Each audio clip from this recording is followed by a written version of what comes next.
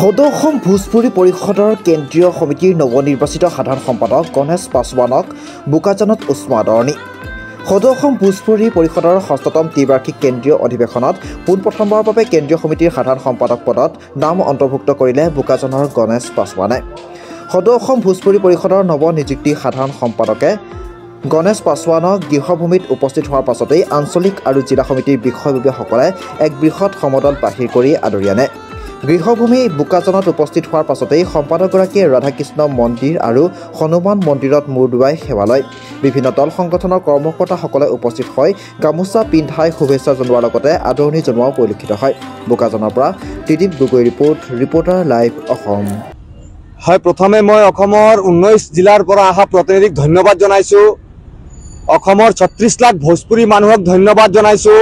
তেওঁলোকে মোৰ ওপৰত বিশ্বাস কৰি মোক এইবাৰ সাধাৰণ সম্পাদক পদত জয় কৰিলে, তাৰ বাবে মই সবকে ধন্যবাদ জনাইছোঁ। আজি আপোনালোকে জানে যে কাৰ্বি আংলং বোকাজানৰ পৰা গৈ অসমক প্ৰতিনিধিত্ব কৰা সাধাৰণ কথা নহয় বা আম কথা নহয়।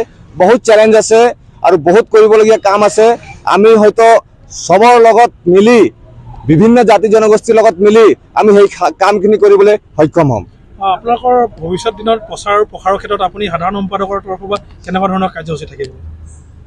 চাওক, আমাৰ ভোজপুৰী পৰিষদ ইতিমধ্যে বৰাক ব্ৰহ্মপুত্ৰ দুইটা ঠাই মিলাই প্ৰায় 19 জিলাত আমাৰ ডিষ্ট্ৰিক্ট কমিটি আছে আৰু বিভিন্ন ঠাইত আঞ্চলিক কমিটি প্ৰায় 100ৰো অধিক আমাৰ আঞ্চলিক কমিটি আছে। তো আমাৰ প্ৰচাৰ প্ৰসাৰ বুলি তেনে কথা নাই। আমাৰ কাৰ্যসূচী চলি থাকে। বিভিন্ন সময়ত আমি ছাত্ৰ ছাত্ৰীক লৈ বা কিছুমান আমাৰ স্পৰ্টছক লৈ আমি প্ৰগ্ৰাম কৰোঁ আৰু তাৰ পিছত আমি সদায় আমাৰ সমাজক কেনেকৈ আগবঢ়াব পাৰোঁ, আমি শিক্ষাৰ ক্ষেত্ৰত কেনেকৈ আগবঢ়াব পাৰোঁ, তেওঁলোক কৰ্মজীৱনৰ ক্ষেত্ৰত কেনেকৈ আগবঢ়াব পাৰোঁ, কেনেকৈ আমাৰ ভোজপুৰী সমাজক আমি কৰ্মজীৱনত আগবঢ়াব পাৰোঁ আৰু ইয়াৰ কেৱল ভোজপুৰী ভাষীয়ে নহয়, আমি য'ত থাকোঁ তাত থকা বিভিন্ন জাতি জনগোষ্ঠীক আমি কেনেকৈ আগত লৈ আমি আগবাঢ়িব পাৰোঁ সেইটো আমি চিন্তা কৰি আমি আগবাঢ়ি যাওঁ। আপুনি যিহেতু কাৰ্বি আংলং জিলাৰ পৰা প্ৰতিনিধিত্ব কৰিছিলে পোনপ্ৰথমে, কিন্তু কাৰ্বি আংলং জিলাখনৰ উন্নয়নৰ ক্ষেত্ৰত আপুনি কেনেকুৱা ধৰণৰ আপোনালোকৰ পদক্ষেপ থাকিব পৰিষদৰ তৰফৰ পৰা?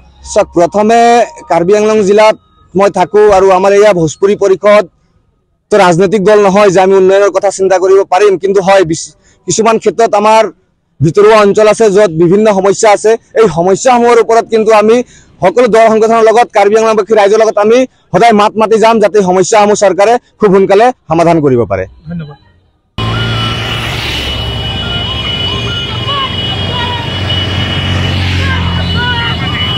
रैली में